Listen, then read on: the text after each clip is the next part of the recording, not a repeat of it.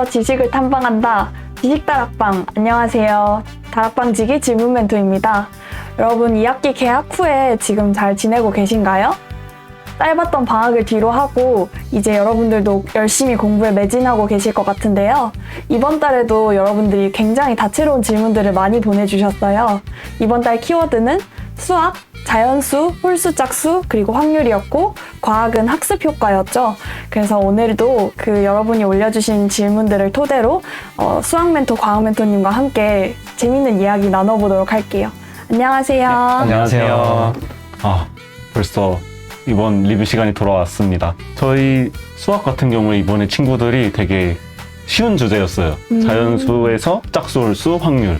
그러다 보니까 되게 친구들이 약간 실생활 문제들을 많이 올려줘서 한번 같이 리뷰할 수 있으면 좋겠습니다. 과학은 어떤가요? 과학은 이번에 키워드가 사실 결이 조금 달라졌어요. 지금까지는 이제 정말 학문적인 그런 이슈들 위주로 선정을 했었다면 그렇죠. 이번엔 살짝 좀 가볍게 학교 생활에서도 쉽게 접할 수 있는 학습 효과라는 테마로 진행을 해봤는데 생각보다 여러분들의 반응이 굉장히 뜨거워서 앞으로도 이런 식으로 종종 테마를 선정하면 좋지 않을까 하는 생각을 했습니다. 네, 맞아요. 과학은 질문을 여러분들이 100개 이상 보내주셨더라고요. 그래서 여러분들 앞으로도 그렇게 질문 많이 보내주시길 부탁드릴게요. 그러면 한번 수학 질문부터 보도록 할까요? 하이스트 질문 다락방. 네, 수학은 좋은 학생이 2차 방정식의 근이 자연수가 나올 확률에 대한 질문을 해주셨어요. 굉장히 수준 높은 질문을 해주셨는데 이 질문에 대해 혹시 말씀하실 게 있나요? 이게 초등학생 친구들은 아직 못 풀 것 같은 문제인데 맞아요. 중학교 친구들도 아직 못 풀 수도 있다고 생각은 하는데 하지만 이제 좋은 학생이 이렇게 2차 방정식과 그러니까 주사위를 던짐으로써 확률을 관한 문제를 만들어서 주었습니다. 그래서 이 친구가 말해준 게 순열과 조합을 지금 복습 중이래요. 우와. 제가 알기로 고등학교 과정이거든요. 굉장히 선행학습을 많이 하신 친구인 것 같네요. 그래서 이제 이 문제를 풀다가 확률 문제가 많다 보니까 이제 거기서 나와서 이렇게 질문까지 올려준 것 같아요. 혹시 풀 수 있는 친구들은 사실 이게 정 6면체 주사위가 아니라 정 20면체 주사위거든요. 그래서 기존의 6 곱하기 6 경우의 수가 아니라 20 곱하기 20 경우의 수.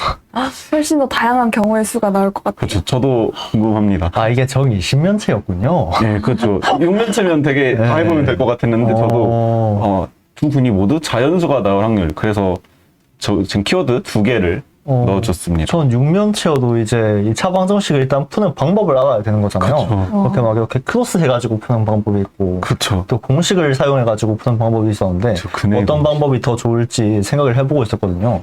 근데 정 20면체라고 하니까 갑자기 조금 숨이 턱 머리가 막히는 어지러워집니다. 네. 하이스트 질문 다락방. 네, 다음 질문은 지민서 학생이 트럼프 카드, 여러분들 카드놀이 할 때 쓰는 그 트럼프 카드에 다이아몬드 문양이 있는 그 카드에 관한 경우의 수의 질문을 해주셨어요. 네, 이제 민서 학생이 해준 질문은 이제 카드 1부터 K까지 이렇게 13개가 있는데 그거를 잘 나열을 할 때 약간 큰 수가 나오면 버리고 이런 가정을 했을 때 7이 있을 확률을 구하라 이런 식으로 우리가 보통 카드 게임 하면은 이제 뭐 생각나시나요? 카드 게임이요? 저는 어릴 때 원카드 많이 했던 것 같은데 그렇죠. 아세요? 저는 도둑잡기를 많이 했습니다. 원카드도 있고 도둑잡기도 있고 그런 카드 있는데 여긴 또 신기한 게임을 하고 있네요. 그래서 이런 게임들도 있고 이제 그 안에서 이제 자기만의 게임을 만들어가는 과정이 되게 재밌는데 이제 이번 과학 주제가 학습 효과였죠. 그렇죠. 이제 또 마술사들이 트럼프로 많이 하는 게 이제 원하는 카드 뽑는 거잖아요. 네, 맞아요. 알아맞추는. 그걸 할 수 있는 이유가 바로 그 카드들을 한번 촥 보고 기억을 하기 때문이거든요. 그 많은 카드를 한 번에 기억을 한다고요? 그렇죠. 이제 이거 트럼프 카드로 할 수 있는 재밌는 것 중에 하나가 이렇게 처음부터 52장을 다 보면 좀 어려우니까 이제 다이아 같은 카드로만 이렇게 착 본 다음에 기억을 하는 거죠. 일단 저희가 연습하는 그런 놀이도 할 수 있다. 네. 이게 그런 주장이 있더라고요. 이런 거 기억력 연습이 된다. 기억력도 학습이 된다. 지금 마술 이야기하고 있는 거 맞죠? 그렇죠, 그렇죠. 마술사들도 근데 네. 기억력이 좋아야 된다. 아, 기억력이 좋아야 마술사 할 수 있다. 이 말도 일리가 있는 게 저는 어릴 때 파이 3.14 뒤에 네. 끝없는 소수가 반복되잖아요. 그렇죠. 반복이 안 되고 끝없는 소수가 이어지잖아요. 그렇죠. 그래서 저는 그 파이 소수점 아래 몇십 자리까지 외울 수 있는가로 기억력을 조금 올리기도 했거든요. 전 아직도 6자리밖에 외워본 적이 없긴 한데. 여러분들도 이런 카드놀이 하시면서 또 학습 효과도 같이 올릴 수 있으니까 뭔가 여러분들이 게임을 하면서도 이 게임을 어떠한 장치를 넣어서 더 확률적으로 완벽한 게임을 구사할 수 있는지를 여러분들이 약간 생각을 하셔도 좋을 것 같아요. 네. 그렇죠. 사실 대부분의 카드 게임이라고 하면 이제 패들 수를 읽는 게 가장 중요하잖아요. 그 수 읽기 스킬 같은 것도 사고력이 굉장히 두뇌 회전이 빨라야지 좀 유리한 측면이 있으니까요. 그런 것도 굉장히 중요한 요소지 않을까 싶네요. 네, 그래서 민서 학생이 재밌는 주제를 던져줬습니다. 트럼프로 하는 이 게임. 네, 그러면 다음으로 넘어가 볼까요? 네, 다음은 정다인 학생이 띠부띠부 씨를 판매할 수 있는 확률에 대한 질문을 주셨어요. 뭐 요즘 포켓몬 빵 이렇게 하면서 그 빵 안에 든 캐릭터 스티커가 되게 유행이잖아요. 그런 스티커를 보고 이걸 판매할 수 있는 확률을 질문으로 만들어 주셨습니다. 그쵸, 이제 다인 학생이랑 이제 제가 질문을 몇 개 가져온 게 되게 요즘 유행하는 이런 띠부띠부씨 이거 관련된 질문 친구들이 많았고 또 다음 친구는 이따 설명하겠지만 이제 되게 귀여운 문제를 낸 친구도 있어요. 근데 이제 먼저 설명을 하자면 이제 각 띠부실마다 이제 판매할 수 있는 확률 뭐 와닿진 않을 수도 있지만 이제 뭐 가격을 너무 비싸게 하면 사람들이 안 살 수도 있으니까 이렇게 실마다 확률이 다를 수 있는데 이때 개수가 짝수일 확률은 몇일까? 저희가 처음에 예시 문제로 프리뷰에서 냈던 문제가 이제 개수가 짝수일 확률 이런 거를 냈었는데 그거를 똑같이 응용해서 내준 모습입니다. 네, 그리고 마지막으로 아까 말해준 한나 학생 네. 질문이 이제 제목부터가 귀여워요.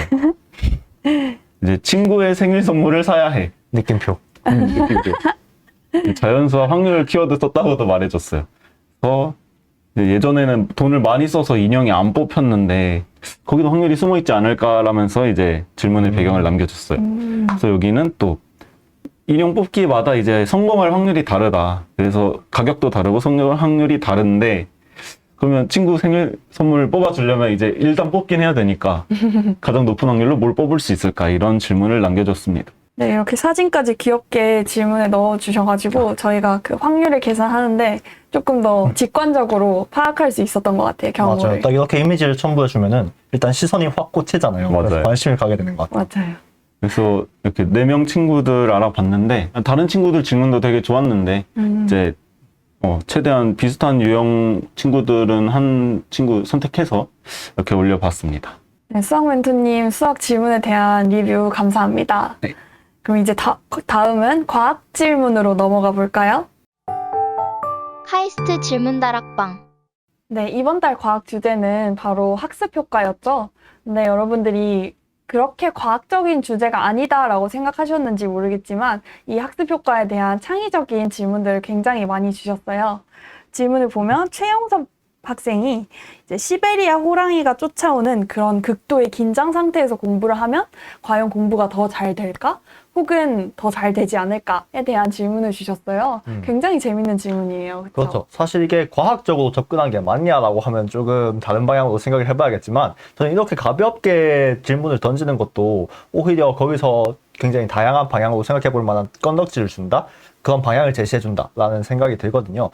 이제 용섭 학생의 질문은 이제 이런 창의적인 상황을 직접 설계했다는 부분에서 또 접근을 굉장히 재밌게 해주었다라는 생각이 들었거든요. 특히 또 마냥 재밌게만 생각을 한 게 아니고 기타 사항에 적어준 걸 보시면 호르몬 조절을 통해서 집중력을 올릴 수 있지 않을까 하는 멘트까지 달아주셨어요. 이건 이제 그 상황을 통해서 그 상황에서 이제 자신의 어떤 과학적인 변화가 있을 것인가 하는 것까지 고려를 해 주었다는 거죠. 그래서 사람이 이제 보통 극한 상황에 몰리면은 굉장히 집중력을 높은 집중력을 발휘할 수 있다라는 말을 흔히들 하기도 하는데 과연 이 상황에 몰렸을 때 자기가 어느 정도의 능력을 발휘할 수 있을 것인가 하는 상상은 한 번쯤 해볼 만한 재밌는 상상일 수 있을 것 같아요.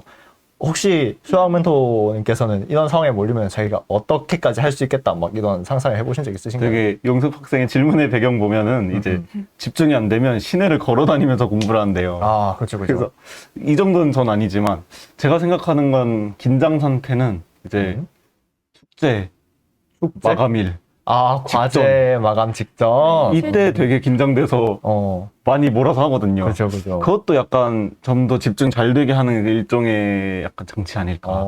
맞아요. 여러분들이 이제 학교에서 숙제를 하는 것처럼 대학교에 와서도 과제라는 것을 계속 받게 되는데 저도 그 과제 마감일이 엄청 임박할 때 과제를 시작하면 훨씬 더 집중이 잘 되고 또 공부 효율도 높아지는 것 같더라고요. 그런 기한에 다 했을 때 이제 자기의 집중력이 높아지는 경우가 이제 과연 이 용섭 학생이 제시한 것처럼 호르몬 조절을 통해서 집중력이 높아진 것일까? 아니면은 또 다른 방향으로 생각해 볼 수도 있는 것인가? 라는 아이디어가 하나 있고요.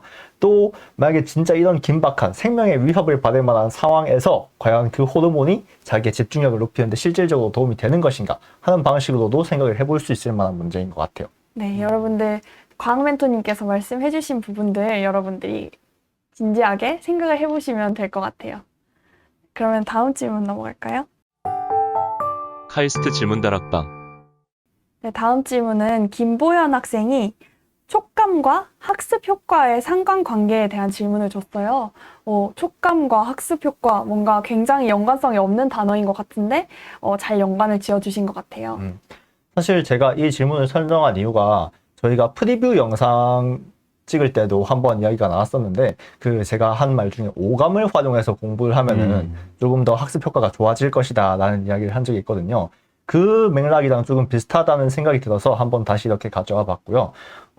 제가 기본적으로 이런 시각 또는 청각 이런 것들이 공부에 얼마나 도움이 될 것인가를 상상할 때 요새 많이 활용하기도 하는 백색 소음이라든지 아니면 아예 조용한 독서실 같은 환경보다는 도서관 같이 어느 정도의 소음이 있는 환경에서 조금 더 집중이 잘 되는 학생이 있잖아요.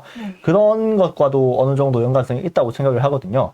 그리고 사실 그렇게 그런 작은 소음들 그리고 다른 자극들이 학습 효과에 도움을 주는 이유를 한번 생각을 해봤을 때 사실 저는 공부 자체도 하나의 자극이라고 생각을 하거든요. 공부도 결국 읽고 보고 쓰는 거잖아요. 그런 감각을 활용했을 때 대뇌에서 어떻게 활성화되는 부위 자체가 결국 다 같이 모든 오감이 같이 활성화돼야지 주위의 뇌의 다른 부위에도 같이 시너지 효과를 일으킬 수 있지 않을까 하는 식으로도 생각을 해볼 수 있겠다라는 생각이 들었거든요. 그래서 이제 공부가 이제 메인 자극이 돼야겠죠. 주자극이 돼야 되는 거고 다른 부자극이 그 주자극을 활성화시키는데 조금 더 도움이 되는 선이라면 이렇게 촉각, 시각 이런 것들 모두 상관없이 어느 정도 도움을 줄 수 있을 부분이 있을 것이다 라는 가설을 제가 이렇게 던지는 거고요. 이것도 사실 이것도 입증된 게 결코 아닙니다. 제가 생각하는 하나의 방향인 거니까요. 여러분들이 이거에 대해서 어떻게 생각하시는지 한번 이렇게 생각해 봤으면 좋겠다 라고 제시를 해드리는 겁니다. 네, 이 학습 효과의 영향을 뇌과학과도 연관지어 생각할 수 있다는 게 참 놀랍네요. 네, 심지어 이 학생은 관련해서 논문까지 하나 첨부를 해주셨어요. 와. 소음이 과제 수행에 미치는 영향이라는 연구인데요. 이제 사실 소음이라는 게 이렇게 학습 효과에 미치는 영향에 대해서 연구가 많이 되는 이유를 생각해 보면은 어떻게 보면 가장 통제하기 쉬운 감각 요소예요. 소음이라는 게. 그래서 어느 정도의 그 소리를 컨트롤 할 수 있는 환경을 딱 제시를 했을 때 학습 효과도 가장 수월하게 능률적으로 발휘할 수 있지 않을까 하는 환경에 대해서 연구가 많이 되고 있는 것 같고요. 가설이라든지 아니면 그 가설에 대한 간단한 결과도 이렇게 요약해서 보기만 해도 이게 어느 정도 타당성이 있구나 하는 것을 살펴볼 수 있으니까 한번 관심을 가지고 살펴보면 좋을 것 같습니다.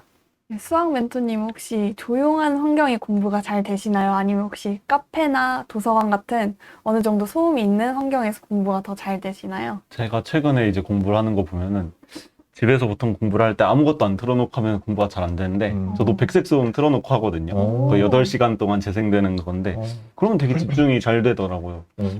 되게 효과는 확실하다. 효과는 확실하다. 그렇죠. 네, 수학 멘토님이 입증하신 보증하는 학습 효과라고 합니다. 맞습니다. 네. 여러분들도 백색 소음 틀어놓고 공부를 한번 해보시는 것도 추천드릴게요. 그러다가 이제 또 딴 데로 눈길이 새면 안 되죠. 백색 소음 틀어놨는데 분명히 갑자기 유튜브 영상이 넘어간다든지 해가지고 다른 영상이 재생되고 네, 그러는 순간 바로 그날 공부는 망하는 겁니다.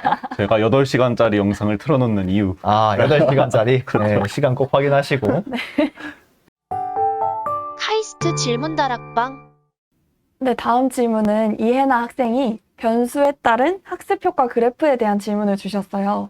이제껏 나왔던 그런 상황에 대한 창의적인 질문도 좋았지만 이 질문은 또 그래프와 같이 연관지어서 생각했다는 게 참 좋은 질문인 것 같아요. 네, 그렇죠. 이제 가장 어떻게 보면 이 질문을 과학적으로 해석한 학생이 아닐까 하는 생각이 들었던 게 여러 가지 변인을 제시하면서 또 그에 대한 자신의 가설까지도 제시해 준 질문이었거든요. 뭐 심지어 다른 학생들이 많이 관심을 가졌던 뭐 소음이라든지 아니면 수면 시간 그리고 주변의 뭐 환경, 색깔이 조명 같은 거라든지 아니면 심지어 기분까지도 이렇게 변인에 넣어줬다는 것을 봤을 때 굉장히 창의적으로 깊이 생각을 했구나 라는 생각을 했습니다. 그래서 밑에 보시면은 그래프를 이렇게 딱 제시를 해줬거든요. 또 재밌는 게 가장 불쾌지수가 낮을 때는 학습 효과가 조금 어느 정도의 불쾌지수가 있을 때보다 낮다라고 생각을 해주셨어요. 불쾌지수가 어느 정도 있어야만 그게 집중력 향상에 도움이 된다라고 이야기를 하고 있는 거죠. 개인적인 생각이고 주관적인 추측이라고 하니까 네, 그런 부분은 감안을 해주셔도 될 것 같고 또 이제 조명도 그냥 일반적으로 상승했다가 다시 꺾이는 게 아니고 중간에 골이 하나 있어요. 이런 식으로 그래프를 표현해줬다는 게 자기가 얼마나 이거에 대해서 가설을 세워보고 또 상황을 가정해봤다 이런 게 다 드러나는 부분이니까 이 질문을 제시하는 과정에서 얼마나 과학적으로 접근했는지가 드러나는 부분이라고 생각을 했습니다. 한 가지 좀 아쉬웠던 점은 오히려 이 그래프가 곡선이 아니라 직선으로 표현을 해줬다면은 이제 보는 사람들로 하여금 조금 더 직관적으로 받아들일 수 있었지 않을까 하는 생각이 들거든요. 이렇게 곡선으로 해놓으면 실제로 이게 뭐 마치 검증된 데이터인 양 이거 왜 이렇게 곡선으로 해놨어? 라고 하면 구체적인 부분에 대해서는 자신의 생각을 제대로 말을 할 수 없는 경우가 많은데 그냥 직선으로만 표현해도 사실 그 가설의 방향성을 제시하기에는 충분한 정도라고 생각이 들거든요. 그래서 그 부분만 조금 더 깔끔하게 정리해줬으면 훨씬 더 좋은 질문이 되지 않았을까 하는 생각을 합니다. 카이스트 질문다락방. 네, 오늘도 수학 멘토, 과학 멘토님과 함께 이야기 나눠봤는데요. 여러분들께 유익한 시간이 되었으면 좋겠습니다. 네, 그러면 바로 다음 프리뷰 영상에서 저희는 다시 뵙도록 할게요. 창의적인 질문이 세상을 바꿉니다. 질문다락방.